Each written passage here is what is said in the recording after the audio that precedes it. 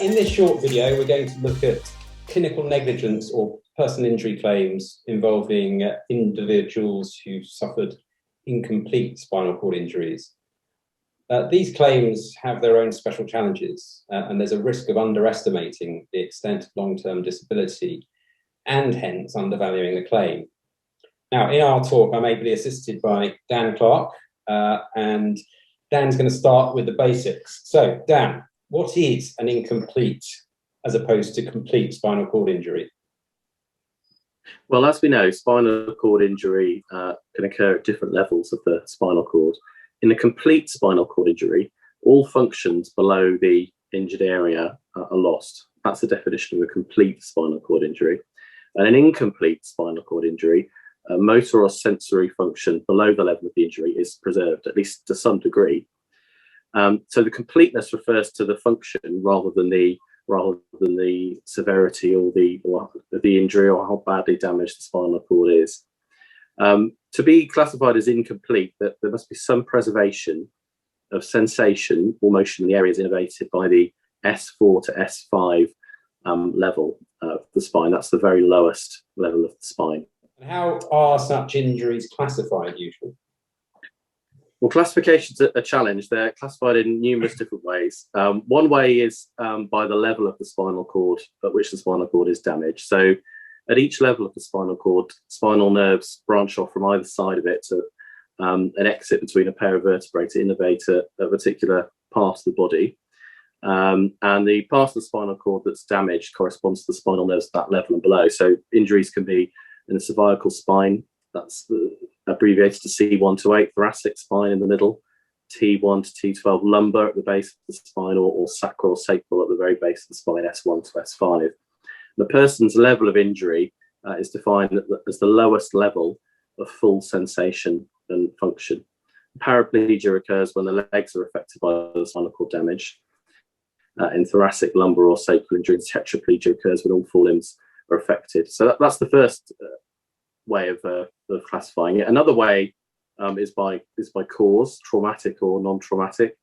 In the UK, about 71% of spinal cord injuries are traumatic, and of those, about 42% are falls, and about a third of them are RTAs. It can be classified by whether it's caused by mechanical forces or whether it's caused by toxic or ischemic causes. Another way of classifying, and perhaps probably the most important for our purposes, is by the degree of impairment. So the international standards for neurological classification of spinal cord injury is published by the American Spinal Injury Association, normally referred to as ASIA. That's widely used to document sensory and motor impairments following a spinal cord injury. And that's a sort of series of tests based on neurological responses, touch and pinprick sensations tested in each dermatome, and the strength of the muscles that control key motions on both sides of the body. And what you get from that score is ultimately a grade A to D, where grade A corresponds to complete spinal cord injury. B to D, that's where you have the incomplete spinal injuries. What other possible features are there involving spinal cord injury that's incomplete? Yeah, probably the most important one to mention first is central cord syndrome, which is the most common of the incomplete spinal cord injury syndromes. That's damage to the central spinal cord, or the cervical spinal cord, usually, and that's characterized by weakness in the arms, relative sparing of the legs, spared sensation in the region served by the sacral segments, loss of sensation of pain, temperature, light touch and pressure below the level of injury. And the spinal tracts that serve the arms are normally more affected because of the central location in the spinal cord, and the legs are more spared. Second would be anterior cord syndrome. So that's more of the damage to the front portion of the spinal cord, or reduction of blood supply to that portion of the spinal cord. And that tends to result in below the level of injury, loss of motor function, pain sensation, temperature sensation, but a sense of touch and sense of position in space tends to remain intact. And again, that's due to the differences in the relative location of the spinal tracts responsible for each type of function. Brown-Séquard syndrome. This occurs when the spinal cord is injured on one side much more than the other. And the effect of that is on the same side of the injury, the body loses motor function, sense of position in space, and senses of vibration and touch. But on the opposite side of the injury, you get loss of pain and temperature sensations. Then there's posterior cord syndrome. So that's where the injury is primarily to the dorsal columns of the spinal cord, so the back. And this is much rarer, but it tends to cause the loss of sense of position in space and sense of vibration below the level of injury, while motor function, sensation of pain, temperature, and touch tend to remain largely intact. Yeah, so Nathan, you've dealt with many of these cases over the years. So what are the special challenges that you had mentioned regarding incomplete spinal cord injuries? Well, I think the first challenge is gaining a true understanding of the level of function and disability of a claimant. And I'm referring in particular to what we call the walking wounded, i.e. somebody's able to walk or ambulate with little need of assistance for modest distances. The problem partly comes from the claimant themselves. They often have a lack of insights or undue optimism about the extent of their injury and how it might affect them in the longer term. They may well have suffered an initial paralysis from surgery or from some trauma, and then with appropriate treatment and possibly rehabilitation, they may have improved dramatically. So they then discharged from hospital, able to walk, believing they will ultimately get back to their pre-injury state or close to it, and then return to work as normal, etc. And they're often being told how lucky they are not to be paralyzed. And at an early stage, often they do feel lucky. After several years with an incomplete spinal cord injury, they may not feel so lucky. And this is one of the difficulties of this type of injury. Superficially, their injury doesn't seem too bad, but lots of the problems are masked, and people don't make adjustments for them as they would, say, someone in a wheelchair. And another problem that one sees is often the initial expert's medical report or evidence may be quite optimistic for the future. And this is particularly so if the evidence is obtained from an orthopedic surgeon or a neurosurgeon. In my experience, these particular types of experts have relatively little experience of the long-term follow-up with patients who've got spinal cord injuries. And I would never rely upon a spinal surgeon or neurosurgeon to give me a long-term prognosis for an individual with a spinal cord injury, unless they are somebody who works in a spinal injuries rehab unit. You're not likely to get from them the evidence you need to inform all the other experts and other heads of loss that ought to be claimed or at least considered. And the other thing about the claimants is that they will want to receive and believe in a rosy prognosis, and so too will any experts for the defendant, and they will want to make offers on that basis. And the real problem with the disability is that it might take quite a long time to actually see how profound it is on the claimant's life. Now, it's also quite difficult to pin down objectively. As you said, with a central cord syndrome, the claimant's arms could be more affected than their legs. And the legs might be reasonably strong, but the trunk and core muscles might be weak. And so you might see them walking into the conference room, or maybe a video of them walking from the house to the car, and they may seem to be more or less normal in function. And it may be that the profound weakness in the hands or legs isn't there, but there's a subtle weakness caused by a mixture of lack of proprioception, altered sensation, possibly spasms as well, meaning that they lose dexterity in their hands, for example, and struggle to walk without a lot of concentration. As regards the hand function, I mean, one has to be careful with analogies, but someone once told me that it's a bit like having very cold hands, like when you've come in from the cold and you can't undo buttons or even a zip very easily. And as I say, with the walking, it may look normal, but may require an awful lot of concentration to maintain stability and motion. And so everyday activities may be very high in energy consumption, leaving the person significantly fatigued at the end of the day. And in this respect, there's quite a big similarity with brain injured individuals. They can still do things, but at what cost in terms of the exhaustion and sacrificing other things that they'd like to do. And also the mobility problems often manifest themselves, for example, in the form of falls, which aren't necessarily that frequent, but if they do occur, could be quite catastrophic. And a real tricky issue one has to grapple with is that good days and bad days are a hallmark of incomplete spinal cord injuries. So you've got claimants whose precise presentation is very, very idiosyncratic.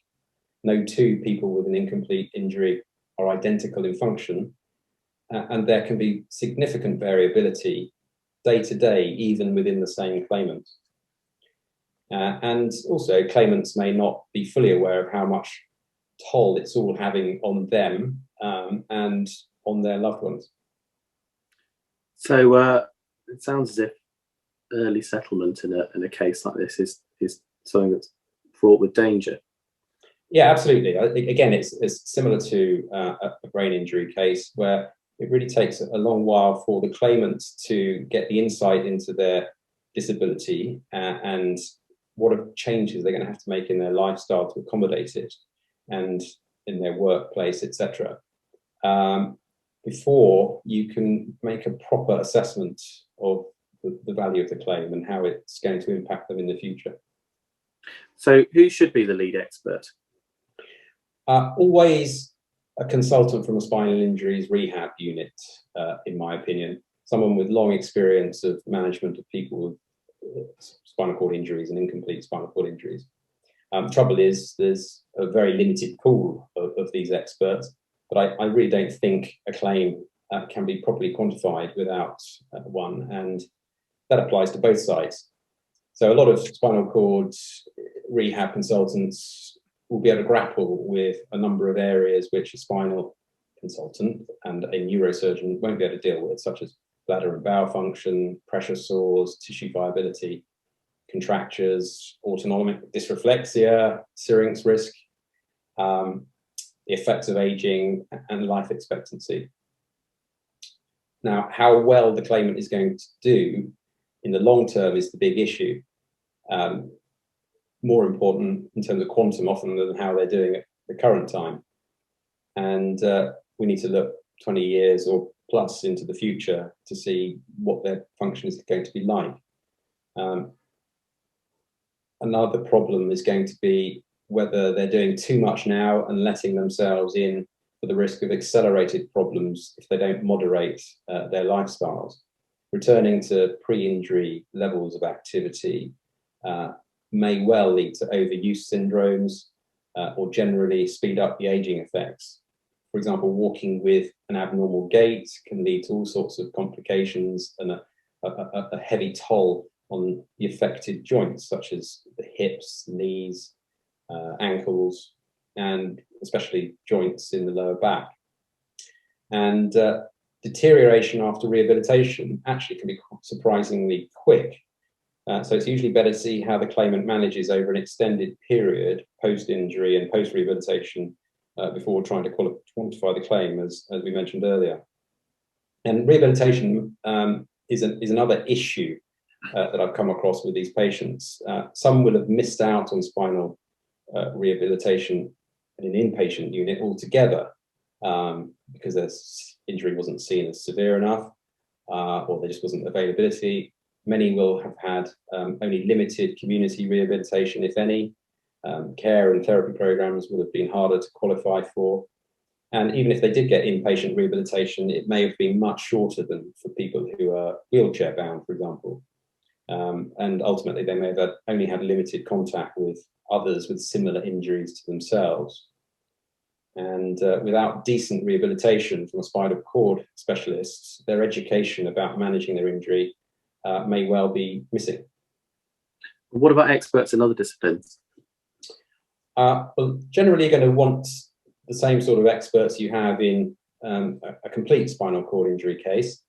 You're going to want urology, neuro, physiotherapy, psychology if there are adjustment or psychological issues, care and OT, and then the OT might be able to deal with a degree of assistive technologies, accommodation, and possibly employment. I think the problem with these claims is often in persuading the master or the district judge who's dealing with the case management that these experts are all reasonably required and proportionate. Initial reports served with the particulars of claim may well say that the claimant is managing now without physiotherapy and still managing to climb stairs okay, not needing any personal care, just a bit of help with the heavier tasks of housework and DIY, and that no significant deterioration is expected maybe until their mid-60s, which could be decades away. And then in those situations, the master's inclination is going to be to think, well, we don't need a raft of experts now on what might or might not happen in 30 plus years' time. Yeah, so how do you deal with that? What's your tip for getting the experts you need? There's a few practical things possibly. One is I always try and get a side letter from the expert, the lead expert in spinal injuries, explaining why there's a need for all these particular experts and going into detail about that particular claimant and why that evidence is required.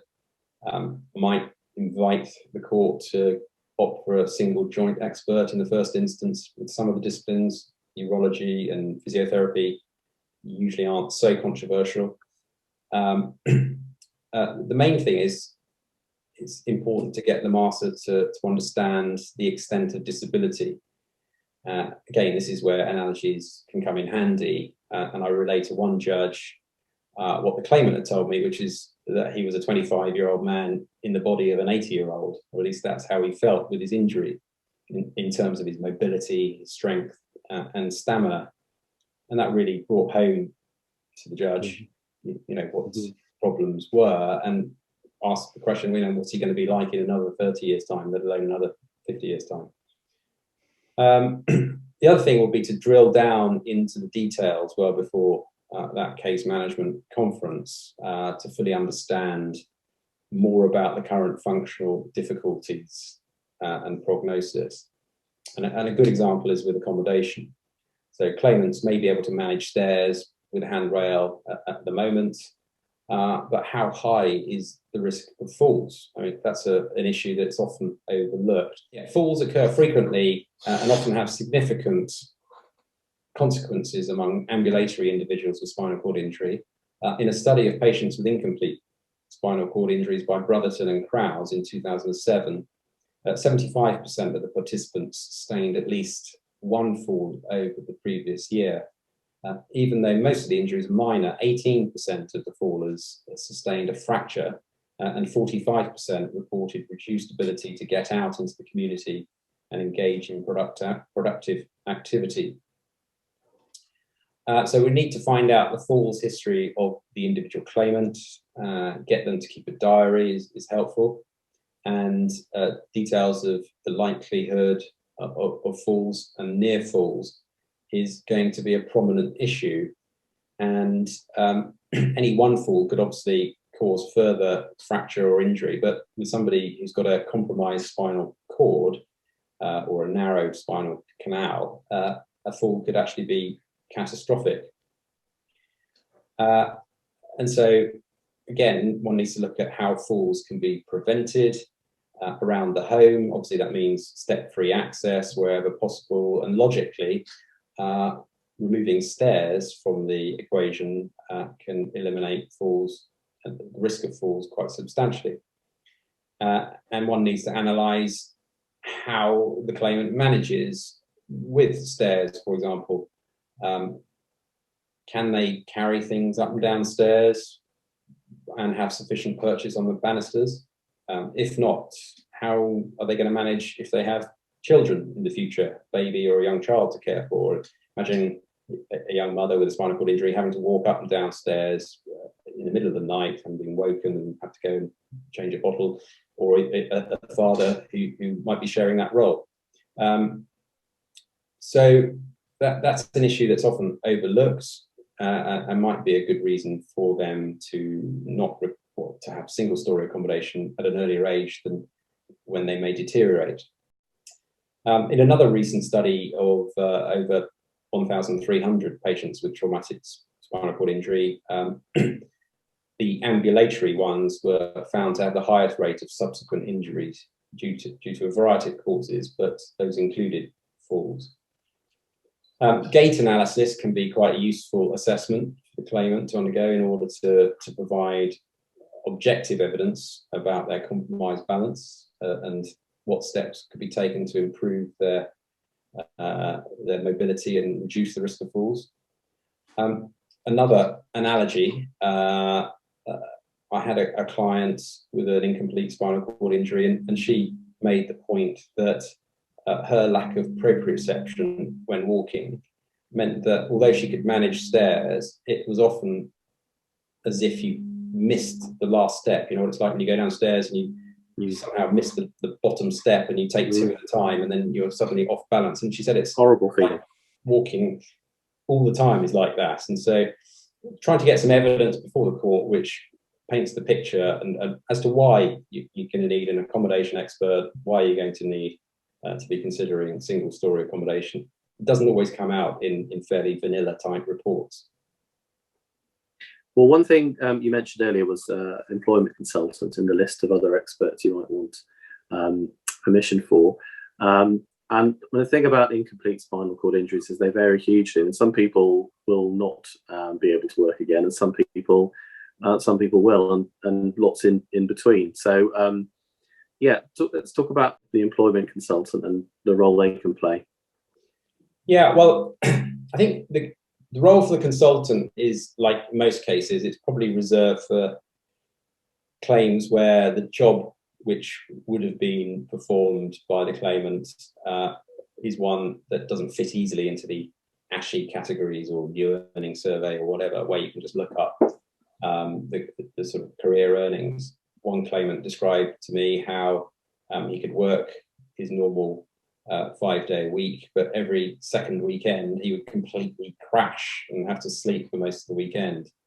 And the only way for him to actually address that was to work 4 days a week rather than 5 days a week. Then he still had energy to do things on the weekend. And obviously with some claimants, there may be a complete change of career necessary if they were doing heavy manual work or work that required lots of travel. The claimant will want to get back to their pre-existing life and not accept any disability is going to hold them up. This is where having a case manager can be quite helpful, because they can give some objective advice to reinforce their need to manage their disability properly, to prevent accelerated deterioration, to achieve a decent work-life balance. And so even though a case manager might not strictly be necessary to employ carers for a claimant, I think having a case manager for a spinally incomplete injured individual is useful, just to reinforce their sort of needs and make sure they get the appropriate therapies at an early stage, and some hard advice about making the right decisions for the long term. And what about transport in incomplete spinal cord injury cases, automatic cars and things like that? Yeah, I think again that's another area that's sometimes overlooked, because these claimants probably don't need a wheelchair accessible vehicle until very late stage in their life, when they might need to use a wheelchair more often when they go out. So often the advice will simply be to get an automatic. I mean, occasionally they might need hand controls if they've really got not much function in their legs, but these days, there are a lot of modifications that can be made to make life a lot easier for them, such as having electric handbrake, electric adjustable seats, make it easier for them to get comfortable, rear reversing cameras, so they don't have to keep turning their neck, which can often produce pain, powered boot lid, so they don't have to reach up and close it. And for these reasons, I think it's always useful to get a mobility assessment from somebody who knows about what provisions can assist somebody like this.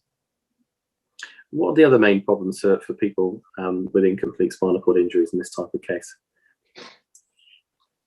I think one of the big problems is the subjectivity of the injury, the subjective nature of it. It means that the claimant could easily pull the wool over the eyes of the experts and possibly even his own legal team or her own legal team if they wanted to malinger, because the symptoms and the presentation is so idiosyncratic, so subjective. So I think one of the things I've learned is you've really got to be on your guard, whichever side you're acting for, to look out for that. These are the sorts of claims that are subject, in my experience, almost the most to video surveillance. One example is the case of Davis, which is reported, which was a trial I did a few years ago with Gerard McDermott. And there the claimant had been videoed doing things she said she couldn't do. She had a central cord syndrome. In fact, it was a Brown-Sequard syndrome. And they videoed her filling up her petrol tank of her car herself when she said she couldn't do that because of the weakness in her hands. And so the trial was largely about whether she was exaggerating her symptoms or not. And we were fighting against a rather sporting Part 36 offer. But in another case, I remember learning that the defendants had obtained some video evidence of the claimant, but they'd never disclosed the film to us. So we insisted on its disclosure. And this chap was a partner in a city firm of accountants, and he carried on working despite his spinal cord injury. It was an incomplete injury. He could ambulate okay. The defendants denied that he'd ever retire early or they needed to work less than full-time hours or needed any support. But in the video that we obtained, you see in the video his train pull into the station where he lives at the end of a day at work. And then the cameraman is stationed at the end of the tunnel where all the passengers exit. And you sit there for about 5 minutes watching all these hundreds of passengers come out of the station. And at the very end of it, when everybody's left the tunnel and the station, there you see the claimant sort of limping along slowly, looking absolutely shattered.